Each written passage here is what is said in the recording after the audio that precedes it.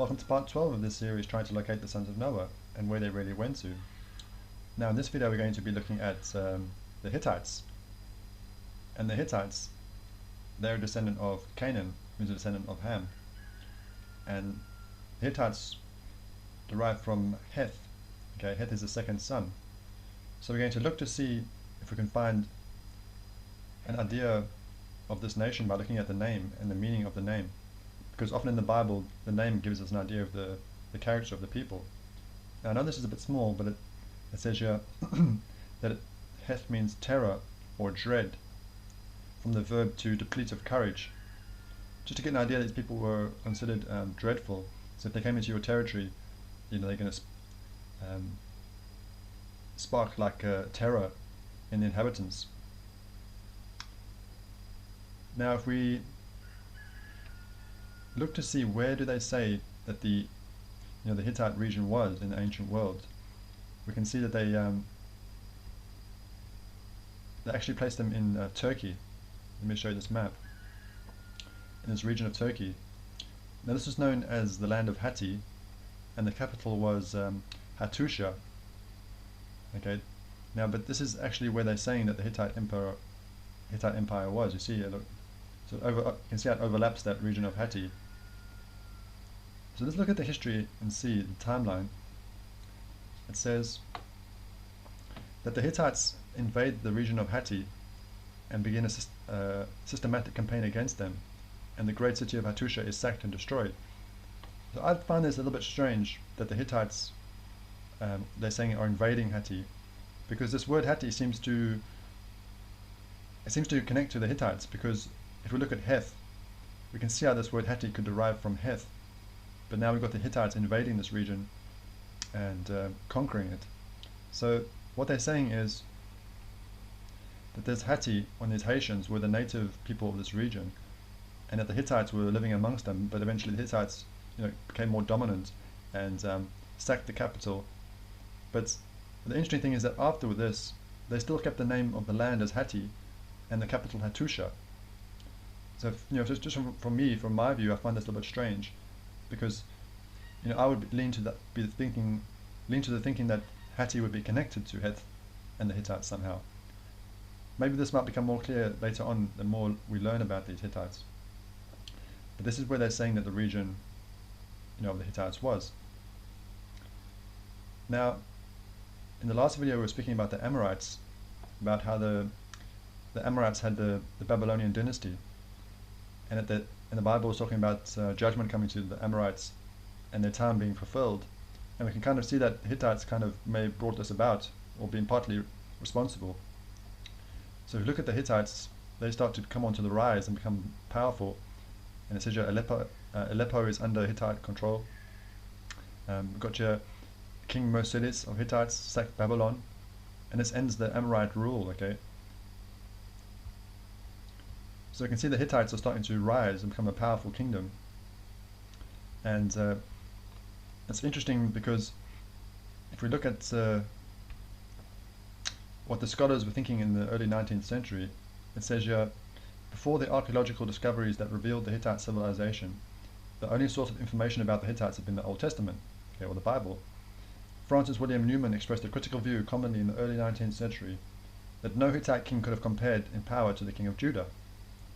So that's saying in the early 19th century that they weren't even sure if the Hittites existed as a civilization, but if they did, there's no way that a Hittite king could have compared to a king of Judah, the power.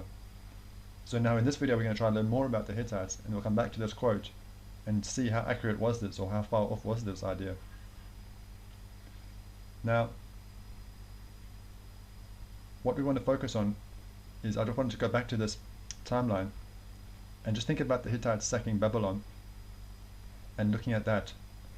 Just going to focus on that little bit of the history, because we can't cover all the Hittites in one video, their history. Let's just go to that part where it speaks about the Amorites being ejected from the land of Babylon. I think it was here.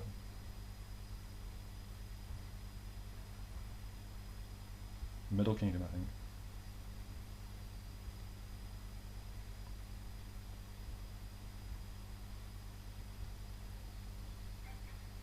here, sorry. Okay, I'm just going to read you this part. Speaking about the Hittite king Mursili, and it says he continued the conquests of Hattusili I in 1595 BC or 1531 BC. Mursili I conducted a great raid down the Euphrates River, bypassing Assyria and sacking Mari and Babylon, ejecting the Amorite founders of the Babylonian state in the process. Okay, so it's saying that he traveled along the Euphrates, bypassed Assyria, and sacked Mari and Babylon. Now I was just wondering about this bypassing of Assyria, because if we look at the map, okay, so here they say is the land of Assyria, and here's the Hittite realm, and Babylon is here. So I was wondering, how could the Hittites bypass the land of Assyria to get to Babylon?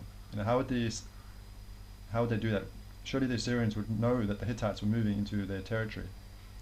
So that, to me, that seems like possibly a discrepancy when you look at the record and you look at the geography. They're saying they came down the Euphrates to sack Babylon, but this is the realm of Assyria. Is it really possible that they could bypass Assyria? So that's something to think about. But also it says here, this other detail, that they also sacked Mari, this kingdom of Mari, and we do have a few options for Mari in Africa. So we've got this option in Chad, in the country called Chad, and we've also got an option in Niger. Let me just show you these countries in case you're not familiar with the geography of these countries. Okay, so here's Chad, and here's Niger.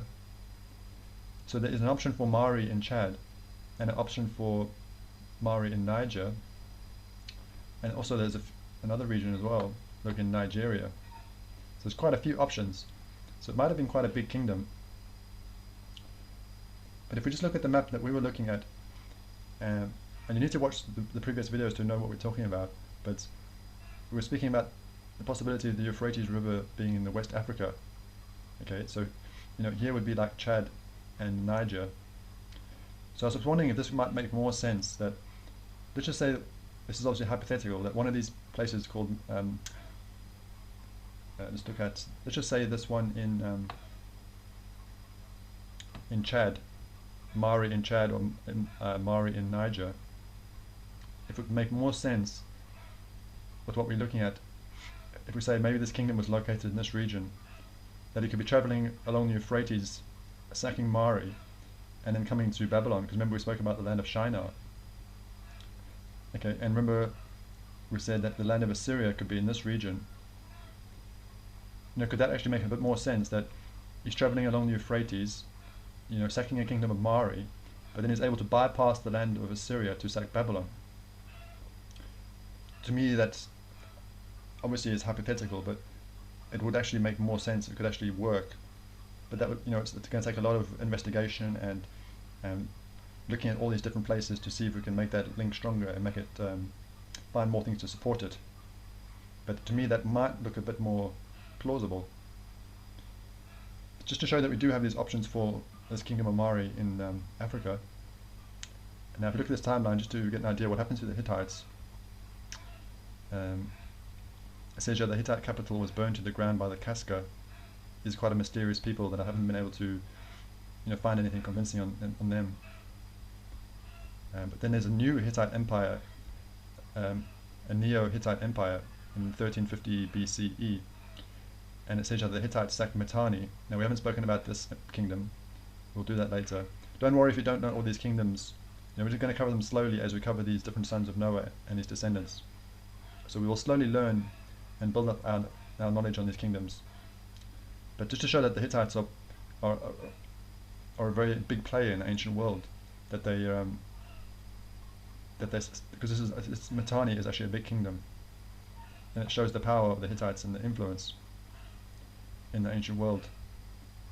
And then it goes on to say that it was this battle of Kadesh between Pharaoh Ramesses II of Egypt and King Muwatalli II of the Hittites. Now this is one of the most famous battles of the ancient world, this battle of Kadesh. And we can see now that the Hittites are an equal match for the Egyptians that they actually fighting against the Egyptians. And it also says here that this is one of the first peace treaties signed between the Hittites and the Egyptians. And this is showing the civilization of the Hittites, that they're entering into negotiations and signing peace treaties, and that they're a match for Egypt. Let me just show you this. Okay,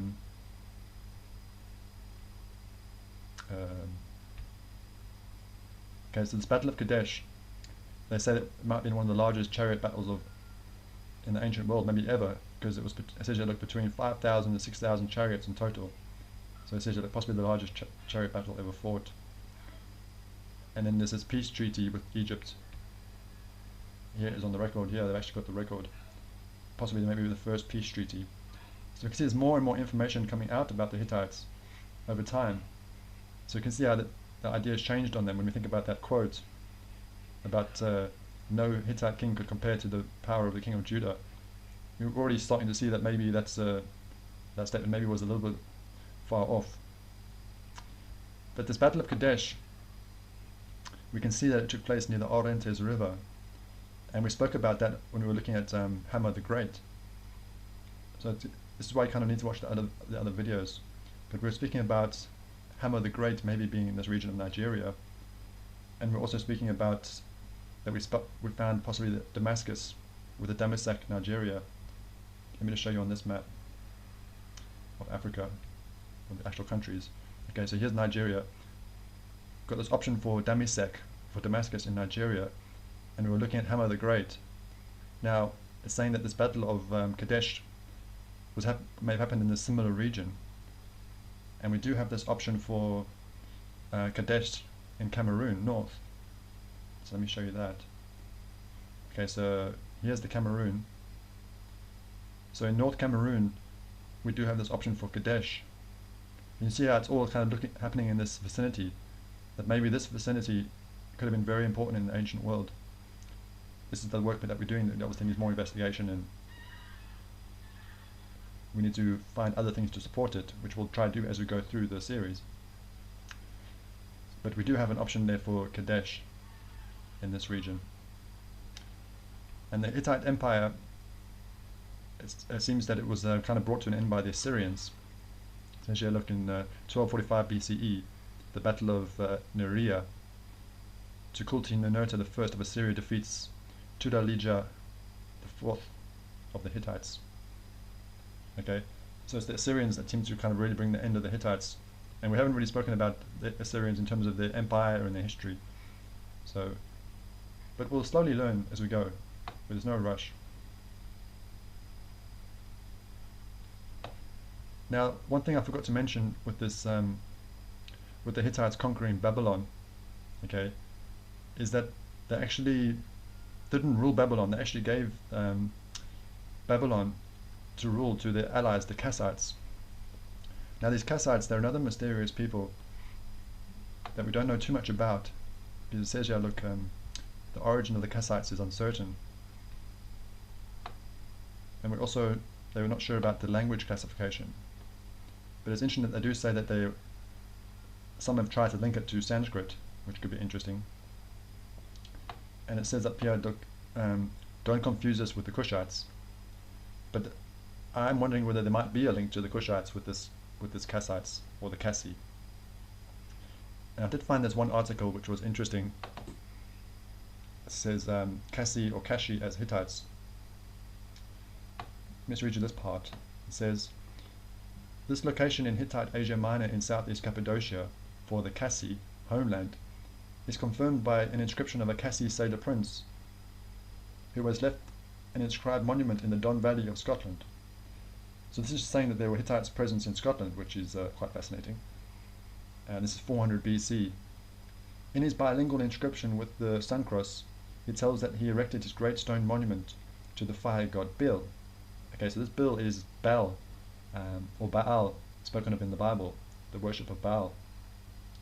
And in it he calls himself by 4 titles of Phoenician: Hittite, Barat, Kazi, or Kaz. Okay, so you see that he's calling himself a Hittite, but also he's got this title Kazi. So that's why this article is trying to connect the Hittites to the Kasi. So it seems like the Hittites are connected to the Kassites in some way, and maybe this is another one of those things that might become more clear the further we go in the study. So we'll maybe speak about this and try to come back to this, and also try to remember this idea about it being connected with Sanskrit, with these Kassites.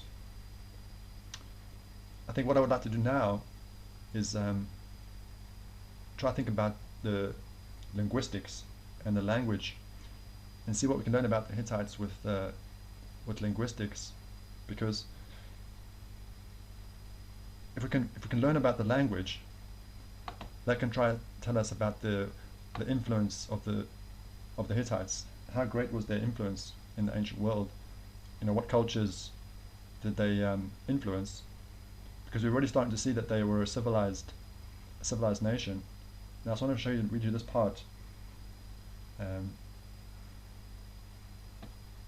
about the language. Okay, it says here, it might be a bit small. I'm having to try to cheat here because I'm having trouble with my internet, but I'll read it to you. Now it's saying this is fanciful, okay, but they're trying to use these languages like Basque, which is northern Spain, Magyar, which is connected to Mongol, and Finnic, and Ugrio-Iranian, to try to solve the mystery of the Hittite inscriptions. Because the Hittites had their own cuneiform, like the Egyptians had their cuneiform and their hieroglyphs, the Hittite had their own, okay, again showing their civilization, that they actually had their own cuneiform writing, and they weren't able to decipher it.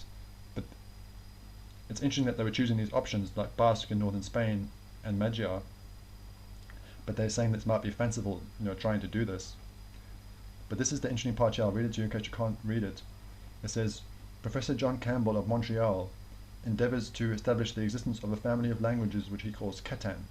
Okay, so now it's important that we think about this Ketan, that he's connecting this to the Hittites. We must try and get an idea of these different ways of saying Hittites, maybe other cultures calling them by different names. So you've got potentially Heth, Hatti, and here also Ketan, okay? Ketan, so we must try to think about that. This includes the Basque, Caucasian, Siberian, okay, so this family of languages that he's creating for the Hittites is including northern Spain territory, Caucasian, Siberia in Russia, Japanese, Dakotan, okay, so now we're going into the New World with Native American Indian tribes, Iroquois, Choctaw, Muskoka, and Aztec Aztec tongues. He then finds the literary remains of this great Ketan family, not only in Asia Minor and Etruria, but in northern India, and Siberia, and Japan, in Mexico, and elsewhere. So you're now seeing the potential influence of these Hittites over such a vast area. But notice how he also says that the Hittites may have influenced northern India, okay? And we spoke about that connection with the Sanskrit and the Kassites, which was interesting. And now we do see this connection with northern India. So this is really fascinating because it's going to give us an even greater idea of how influential these Hittites may have been in the ancient world. Because if we can try to trace these languages, these linguistics, we can learn more. And I just want to show you, I know it said that some of that was quite fanciful, but there is evidence that we can show to support it. Now if we think about how the Hittites may be known as the Ketan, okay, we can see that there was an empire in the region of China, this Liao dynasty, okay, and people were known as the Kitans. So can you see the similarity now with these variations with this Kit, or Heth, or Ket, or Kati, okay, or the Kitans. So this is a very interesting people. I'm not sure if I've got a picture here to show you. This is maybe a depiction of these Kitans, and kind of see their appearance. Okay, now I just want to show you this description in this other article. It says, this is talking about the Hittites and the Amorites, their appearance. It says, the Hittites and the Amorites were therefore mingled together in the mountains of Palestine, like the two races which ethnologists tell us go to form the modern Celt. Okay, so it's saying there's a connection between the these Hittites and the Amorites and the Celts, potentially. But the Egyptian monuments teach us that they were of very different origin and character. The Hittites were a people with yellow skins and mongoloid features, whose receding foreheads, oblique eyes, and protruding upper jaws are represented as faithfully on their own monuments as they are in those of Egypt, so that we cannot accuse the Egyptian artists of caricaturing their enemies. So we've got this connection with the Hittites and mongoloid features, yellow skin. Now I don't think anyone really has yellow skin, so it's referring to like pigmentation. But and it's saying that we can trust this because the Egyptians, the way the Egyptians are portraying them, the Hittites portrayed themselves that way. Okay, and now just think about this spread of this family of languages. This person is trying to create this family of languages, and showing that it may have spread into Siberia, like northern Russia. Sorry, not northern Russia, just Russia, but parts of Russia, and also going into China and Japan and Korea. So if we look at this map, we can see we've got this Khitans, and if we look at that picture, we can kind of see how these people may have actually fit that description that we just read. So it's starting to get very interesting with these Hittites. We're learning more and more. But try and remember these different variations like Khitan, Kitsa, Hatti, Kati, because we're not going to do it in this video, but I'll try and cover it because there's a connection with Korea as well. Okay, that the Hittites are also known as the Kari, and there's a connection to Kari and Korea with these Hittites as well. Because remember he said how they also influenced maybe Japan with the languages. So very fascinating, these Hittites, and I want to spend quite a bit of time in this video on them because they're going to be very important as we go along in the study. So we want to try and build the foundation. But the next thing I want to speak about is tin mining. And now we're kind of going to start summarizing, because we've been looking at the sons of Canaan, and remember there's a connection with Canaan to the Phoenicians, that the Greeks called the land of Canaan Phoenicia, and the Canaanites Phoenicians. So now we're not focusing specifically on the Hittites now, we kind of start talking about the Phoenicians, just to kind of summarize the Canaanites. But I want to just read to you about the tin mining operation. And okay, this is a map of the southern part of Great Britain. Okay, this is Cornwall, southwest England. That's the region that we're speaking of. Let me just read this part to you here. It says, the tin mining started in Cornwall around 2000 BC. Okay, so that's like 4,000 years ago. So this kind of starts to show us that the picture that we've been presented with, if we think about how we've been told about the Egyptian being maybe one of the first civilizations, but then also civilizations like the Harappan civilization in the Indus Valley and China, those being like the starting points, and then civilization spreading from there. This kind of starts to go against that because it's saying that there was tin mining operation in Cornwall 4,000 years ago. So there's civilization the signs of civilization in Britain, 4,000 BC. So that kind of shows you that, if we start to investigate and look for the truth, we start to see things that don't seem to match the narrative that we've been presented with. But they're connecting these tin mines to the Phoenicians. Okay, so they found this Phoenician artifact in near the vicinity, which connects the tin mining to the Phoenicians. But I just want to show you that this interesting part here. Let me just read this to you. It says, it is said that the Carthaginian admiral Himelico, okay, now remember the Carthage is connected to Canaan and the Punic civilization and the Phoenicians. So this is a Phoenician civilization, and it says here that Admiral Himelico developed the tin industry in northwestern Europe in the 6th century BC. Okay, when the mine at Morbihan on the Gallic tip of Armorica was exhausted. So I brought this up because you see how it speaks about Armorica, again connected to the Phoenicians, but this spelling without the R, like we saw in the previous video, is actually even closer to Amor, son of Canaan. So could this be connected with the Amorites?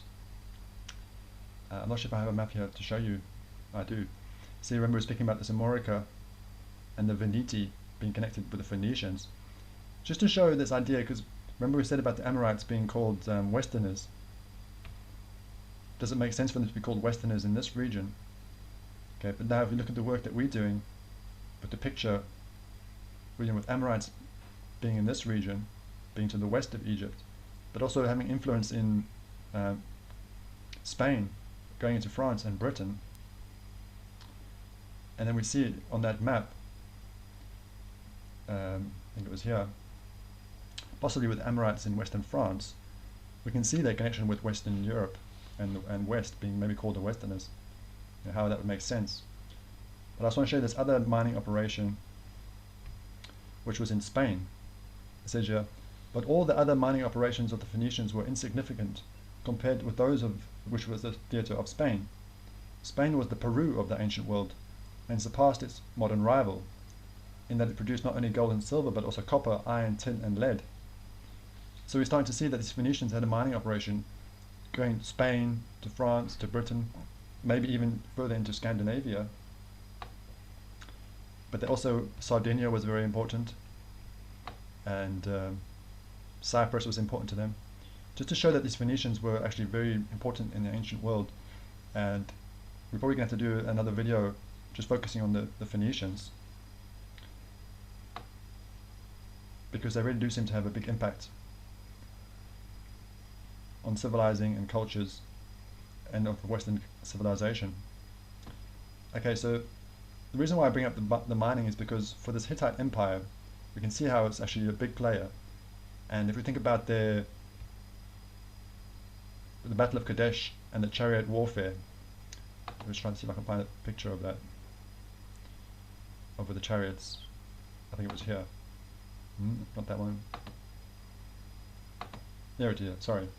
If we think about these chariots, and they're going to need metals for their empire, for their civilization, and bronze was very important, and you need tin. And this Britain was known as in the ancient world very important for tin mining, but it was actually kept a secret because the Phoenicians, there was a great secrecy with their mining operation, because obviously they wanted to keep that monopoly on it. So in the ancient world, mining and controlling metal and this mining of metals would be very important, especially for the Hittites, for their armory and for their weapons, and also if you think about their tools for farming. So it's just something we must think about with the mining. But let's just do a little summary for the Phoenicians, because like I said, we're finishing the sons of Canaan now, and the Canaanites are connected to the Phoenicians. But remember, we're not speaking specifically about Hittites now, we're just a general overview of the Phoenicians to finish the video. Now, just going to look at a few interesting things that come up in this article, a nice article. So the Phoenicians, let's go back to the top, connected to banking, trade and commerce, okay? So this kind of shows the influence in the ancient world, but also maybe coming into the Middle Ages and also into our time.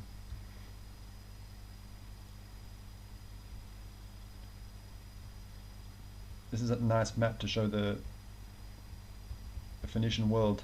You can see how they spread along the Mediterranean, along the coastline. So what they did was they would set up ports first and establish their port, and then start encroaching and taking in the land, going towards the mainland. So that was their practice, to first set up ports and then start to conquer the land.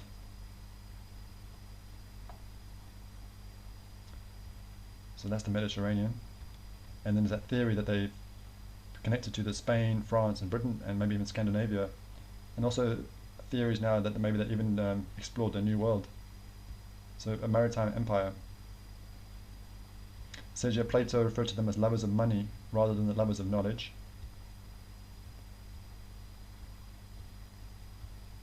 I'm just going to scroll through this. So these are Phoenician ships. It's very nice depiction. You see you've got that horse there, which is interesting. It looks like that's a horse. And also, remember we spoke about the Sidonians, how King Solomon used the Sidonians in construction of the temple. So this is a reconstruction of the first temple of Solomon. And there's also theories that that the metals for this also may have came from Britain for the Phoenician mining operations.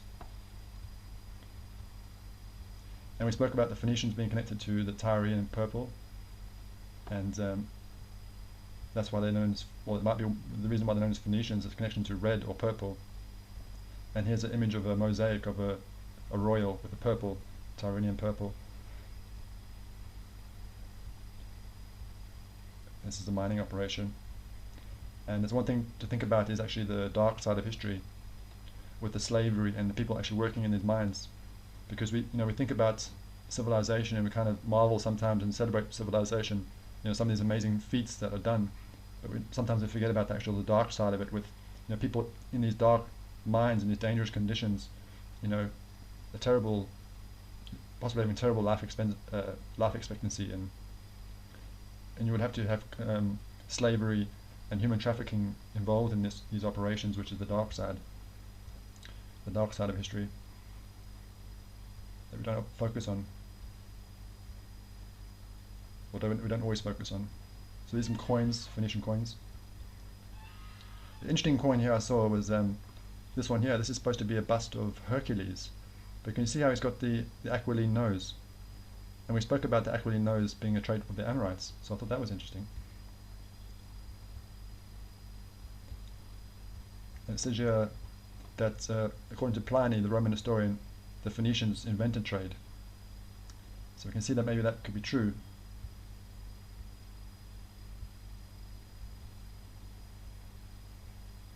So I think that's going to be it for the sons of Canaan. In the next video we're going to be looking at, just going to look at Cush and Mizraim again. Got something interesting to show you with the Cush, the kingdom of Cush. And then we're going to be going on to the sons of Japheth. So I hope you enjoyed this video on the Hittites. I covered quite a lot. You might want to watch it again and go through it more slowly. If you work at a slower pace and maybe went through it a bit too fast. But just to give you a bit of a foundation on the Hittites, because they're going to come up again, and it's going to be important to to have some of these ideas that we've spoken on in this video. But until that next video on Mizraim and Cush, take care, and we'll see you in the next video.